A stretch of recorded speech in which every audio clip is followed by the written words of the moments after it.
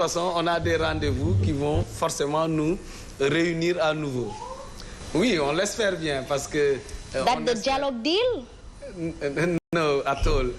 Je pense que on y reviendra plus en profondeur, mais ñun ñëpp suñu mbëbët mooy naka la ñuy def ba régime bi changé et régime bi bu naree changé forcément il faut que toutes les forces de l'opposition se retrouvent bu nekkul au premier tour mais au moins au second tour qu'on se retrouve pour Yewwi Askan Wi comme on l'a promis aux Sénégalais. Ah oui?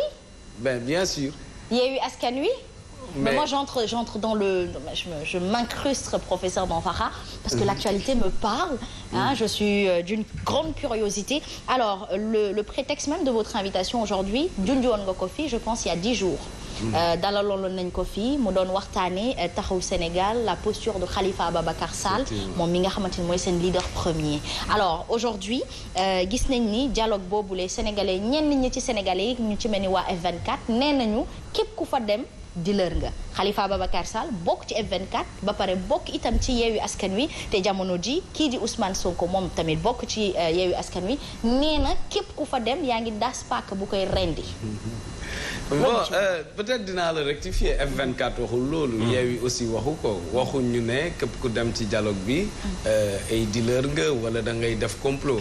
Mais effectivement dégg nañ le président Ousmane Sonko insinuer que képp ku dem ci dialogue bi da ngay complot ak président Macky Sall pour moom naxasal ko wala isoler ko noonu la ko waxee et donc loolu duñ ko rafetlu parce que ñun dañoo ànd ak moom ci combat boo xam ne depuis mars mu ngi koy subir une injustice ñu jàpp ne injustice boobu la Khalifa subiroon moom la Karim subiroon dañoo war sénégalais bu injustice dal ci kawam dañ ko war a jàppale surtout moom mu nekk un leader de l'opposition. Donc bu ñu nekkee moom ci combat boobu de nekk un combat de principe ñu dem ci ak nos convictions mu warul ëlbatiku aussi teg ci suñu nodd une injustice plus grande parce que traiter tes alliés de traître c'est plus grave de trahison parce que aujourd'hui suñu arsenal juridique fan la teg trahison suñu arsenal juridique le président ne peut être poursuivi que pour haute trahison. Ça veut dire que gor nga ne ko traître nga moo gën a rëy que nga ne ko da nga rey nit wala da nga def lii nit moom li ñu koy jiiñ moom li mu ñu jiiñ moo ëpp.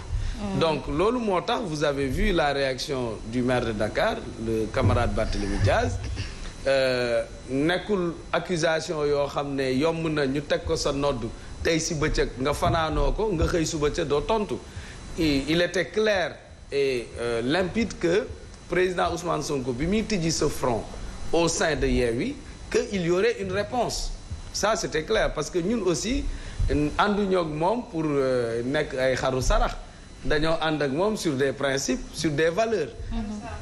Pour jouer des seconds rôles. Non pas plus grave parce que xaru sarax mooy ànd ngeen di ko jàppale ci combat am na moom fi mu toll ci combat bi naam métti na ñu koy mastawu di ci ànd ak moom mais c'est pas pour autant que day ëlbatiku traiter ses alliés de traître loolu donc moo tax nous sommes solidaires de notre camarade Barthélémy Diaz malheureusement nag ce n'est pas une bonne situation pour Yewwi ça il faut le dire mais bu ngeen di waxtaan aussi waxante dëgg pour dépasser ces événements il faut que ñu situer les responsables. On en revient à la situation de Yewwi parce que beaucoup s'en posent la question à ce jour lu wundu xelu sénégalais yu bëri moo di que Yewwi Askan Wi naka ngeen ko tëggee.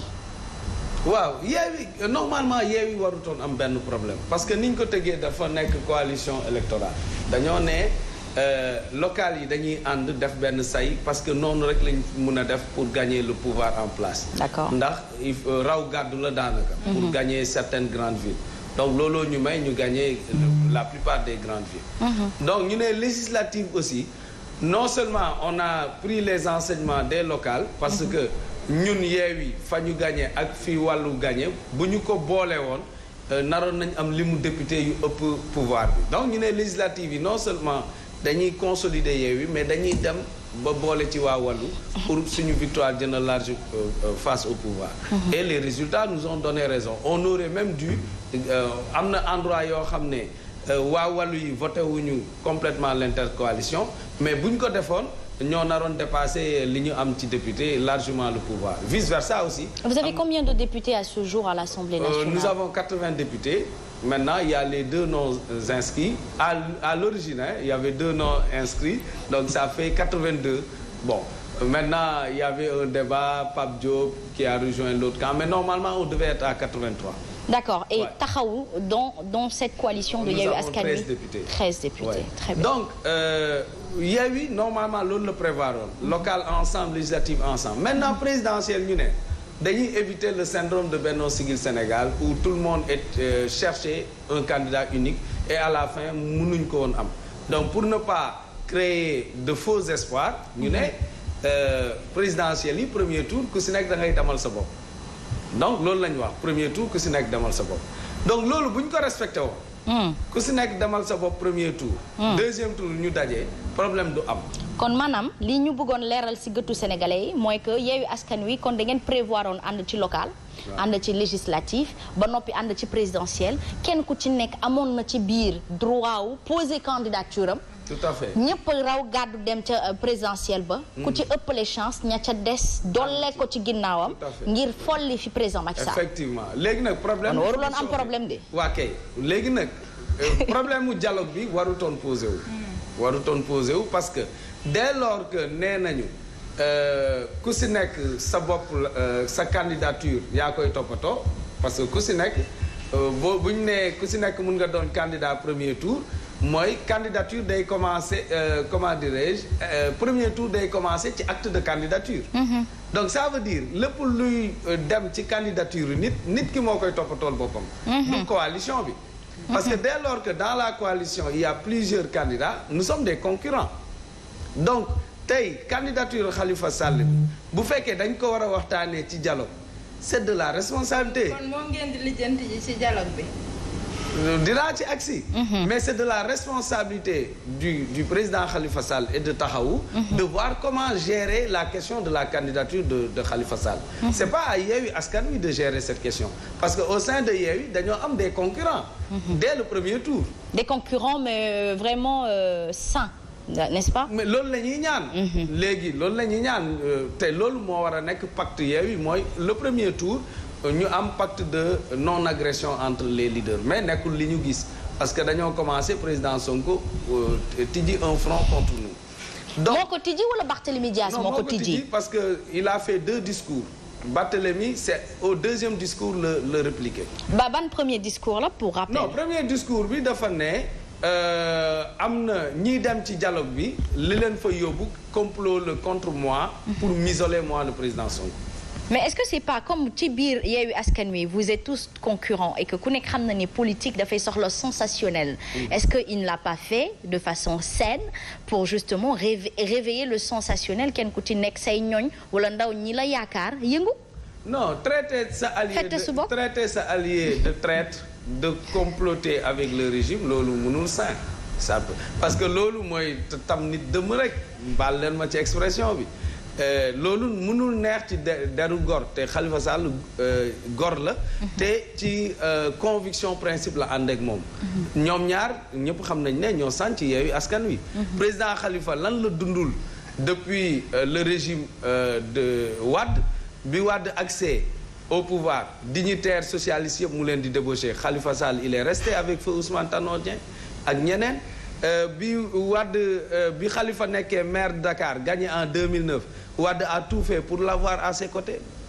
il a résisté continuer di liggéeyam à la mairie de Dakar bi Macky Sall ñëwee dégg ngeen li Mbaye Ndiaye waxoon ne Khalifa Sall bu buggee remplir à la mairie de Dakar il faut mu ñëw suñu parti Khalifa Sall ne ko dem leen seen Benno Bokk Yaakaar man ma créer sama coalition te boobu c'était pas gagné d'avance parce que Benno Bokk Yaakaar mu ngi soog a arrivé au pouvoir 2 ans donc Benno était fort président Khalifa samp coalition résister au président Macky Sall ñu dawalaat quelques années président Macky Sall ne ko pour 2019 bëgguma nga doon candidat dama bëgg nga jàppale ma président Khalifa Sall bañ ne ko du ma ko def ñun sànc ñu parti le parti socialiste pour di langaamu ci ginnaaw nit donc ci la sampee ndëndam looloo tax mu dem prison ñu xañ ko poste assemblée nationale am dàq ko ci mairie Dakar donc kooku mun na dund li mu dund yëpp ci dignité ci ngor kenn déggu ko bañ ko tëjee kenn déggu ko tëj nañ ko 3 ans de prison yuuxuwul waxul nit yi génn leen ci mbedd bi waxul reyante leen waxul gatsa waxul mortal combat. mais nag monsieur Ndiaye. Oui. Gatsa ce sont des termes qui nous rappellent Ousmane Sonko, président du PASTEF. Oui. Est-ce que aujourd'hui vous le taclez?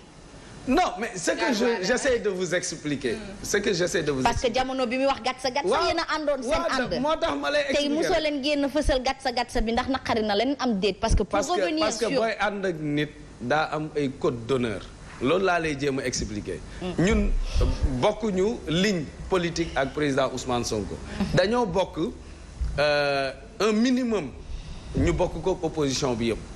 un minimum boo xam ne dañoo ne régime mu Macky Sall bi ni muy doxalee injustice dañ koy xeexandoo.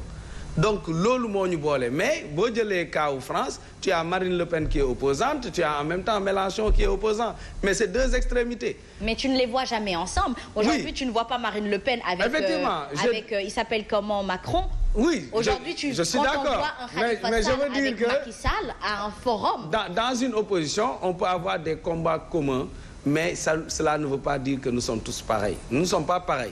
Léegi ñun nuñ ko accepté et loolu ñu bëri dañ ko reprocher président Khalifa Sall ne nañ ko yow le républicain que tu es naka nga mun a àndee ci yenn doxalin yi mais dañoo accepté ñun nekk des opposants dissoudre suñu bopp ci benn kuréel ba li kuréel bi di doxee ñu accepté ko donc moom président Sonko daa waroon accepter aussi notre différence loolu laa bëggoon expliquer on est différent il devait accepter notre différence et nous dans notre différence on estime que Sénégal fu mu mus di toll bu difficulté amee les gens dañuy discuter dañuy dialoguer le Khalifa Sall mënul woon nekk dans le régime socialiste joué woon ci un grand rôle doon dialoguer avec le président Abdoulaye Wade opposant qui était farouche opposant ba ñu doon trouver un code électoral consensuel bi ñu permettre avoir toutes ces élections ba ñu permettre Wade dugg dans un gouvernement pour apaiser le climat politique du pays président Khalifa Sall boobu nekkoon au cœur du dispositif du dialogue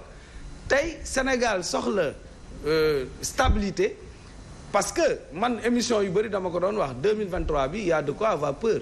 Pourquoi? Parce que on ne sait pas de quoi demain sera fait tension politique bi am président Macky Sall ne forcément day bokk te warul bokk deuxièmement di jéem a bloqué ay candidats loolu mun na andi ëllëg bu élection amee non mun na raw jiixi jaaxa ay nit mun nañ fi deeyaat te c'est malheureux législative yi passé il y a eu des morts et pourtant législative kese la woon élection député donc on peut se demander qu'est-ce qui va se passer au présidentiel parce que beaucoup s'en pose la question à savoir lan ngeen fa nar a waxtaane parce que nag bu ñu sukkandikoo ci atum 2019 bi dialogue am pour la sociabilité sénégalaise dañoo gis ni non seulement ça a coûté de l'argent du contribuable mais après mbirum politique rek lañ fa waxtaane kenn ku ci nekk naka ngay daggee ci paaru ngato gi ba nga xam ne ni yow sa taxawaay dafay gën a rafet Khalifa Ababacar Sall ñenn ñi ku ci mel ni par exemple Bougane Gueye Dany muy Ousmane Sonko ñoom ñëpp ñoo ngi fustiger la posture de lui avec Macky Sall sachant que